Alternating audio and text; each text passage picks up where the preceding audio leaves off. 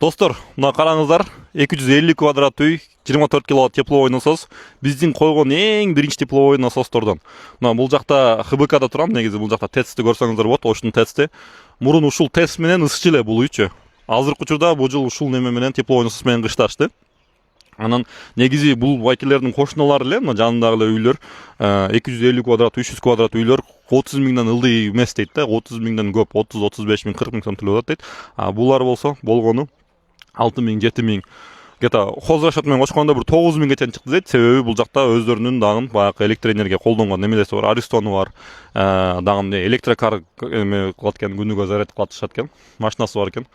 Менин оюмча өтө сонун деп ойлойм да. Бишкекте ушул эле тепловой насос, мисалы үчүн эң суук айда 5 миң сом, 6 миң сом чыкса, жылуураак айларда 2 миң сом, 3 миң сом менен эле 250 квадрат үйлөр жылытылды да.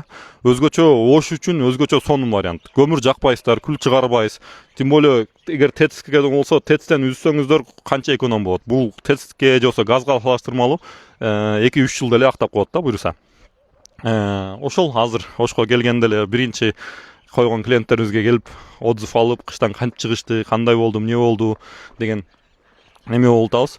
Негизи жакшы болуптур, ыраазы эле болгону. Экинчи этаж бир аз жакшы жылып атат дейт. Себеби системадан дегенде, бирок мурун ТЭЦ менен иштеген үчүн башкача система, баягындай одна трубка болуп кылынган.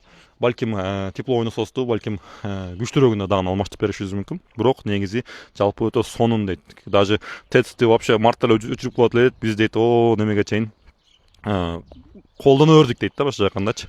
Ошол туугандар, кимге тепловой насос керек болсо, бул жактын номерлерди калтырып коем, жаза бересиздер. Салам алейкум.